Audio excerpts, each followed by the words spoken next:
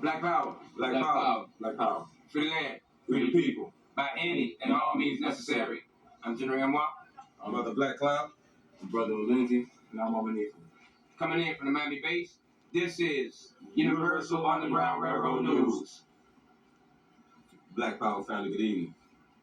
I'm Brother Black Cloud, and I'm going to do a brief Miami history session. Because a lot of times, in order to get where you're going, you have to know what happened in the past. And a lot of people don't know Miami is very, very deeply black power rooted. You understand? So here we go. That last segment that I touched down with you, family, I challenged everybody out there, people who stay in Miami, especially the people staying Overtime, to tell me the name that Overtime was called before it was called Overtime. I hope you did your research. Anyway, here's the answer. Before Overtime was called Colored Town. Colored Town. All the towners out there, it was called Colored Town. We was 100,000 strong. Everything was black owned. We had everything we needed. The supermarket, everything we had, we needed. It was lovely over there.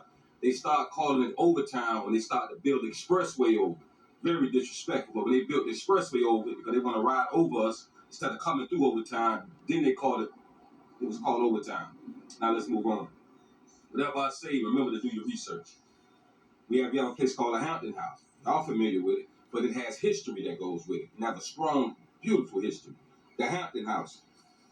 That's where all the stars, it was a hotel. That's where all the stars stayed at who came down. Because they can go on Miami Beach and perform. Like Muhammad Ali, he can go over there and fight, but he couldn't stay on the beach. I say to that brother, he couldn't stay on the beach. James Brown could perform. Nat King Cole could perform, but they couldn't stay on the beach because it was segregated. So they had to come to the hood. So this is where they stayed at. And Martin Luther King, do the research, he started his I Have a Dream speech off at the Hampton House. So we're very deeply rooted down here in Miami. Okay. Another brother, Joseph Caleb. We ride by the Caleb Center every day. I know you do. And that brother was a strong brother. He fought for black rights. He got a lot of black people jobs. And he had so much power that he could come on a job site and just shut it down if it wasn't enough brothers and sisters working on that job site. So respect to Joseph Caleb. And they assassinated him. He was found in his car dead.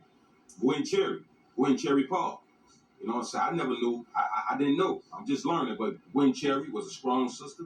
She was an activist. She fought for black women's rights. She fought for black men's rights. She got a lot of people jobs. She helped a lot, did a lot in this community in Miami. And we should remember her. I say to Gwen Cherry. And y'all do the research. Let's move on to James E. Scott Projects. Another strong brother. He was the first one to start Liberty Square, to run that. He did a lot in the community. Do your research on James E. Scott. I got another question for you.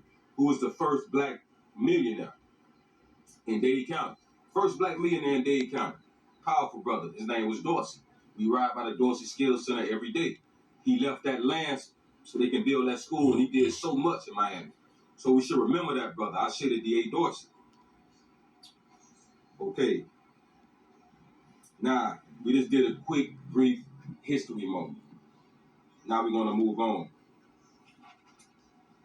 My next subject, when I touch back down, family, we're going to be dealing with the level of them taking the elders out of the house. It's something called an old folks home, which they started back in the late 70s, where they started to take a grandma and all them out of the house to keep all that wisdom from around us.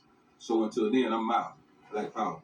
Black Power. Black Power. And I would like to add to that, as far as those brothers and sisters that my comrade just mentioned, it's in the graveyard that's located in Brown Sub. And guess what? That graveyard is in shambles. That graveyard is looking bearable. They disrespect that graveyard, not even realizing that our ancestors that shaped the city of Miami is in that graveyard. And speaking of Miami got maybe over 1,000 churches within our community. That's right. The biggest church is what it is, New Birth Baptist Church, that's ran by Reverend Curry. Got four ATM machines in there. 4 ATM machines. Black Power, go ahead. And I don't got nothing against you, brother. Matter of fact, I was working at your church one summer. Matter of fact, the year 99. And I appreciate that because I darn sure needed some school clothes. But let me tell you something, my brother. I don't think you or your other colleague pastors doing enough to help us maintain our community. Because as you can see, we still in a serious situation. And, you know, we have leaders like yourselves ain't doing nothing. We just want to know where you guys at or what you go do. If that answer is going to be nothing, guess what? We just may have to step up. We just may have to step up, and you guys just may have to move out the way and let us take care of our peoples in our community the proper way. Black power. Black Black power. power. Black power. Black power. I got one more thing to say, family. And this is a send out to all the Miami entertainers, all the the big money people, all that type of vibe. Can y'all build us a black-owned a supermarket? Like for real? A black-owned supermarket? I think that'd be real good. We tired of shopping with Arabs. We tired of it. You know what I'm saying? So we need to make some changes out here, family. Black power. Black power.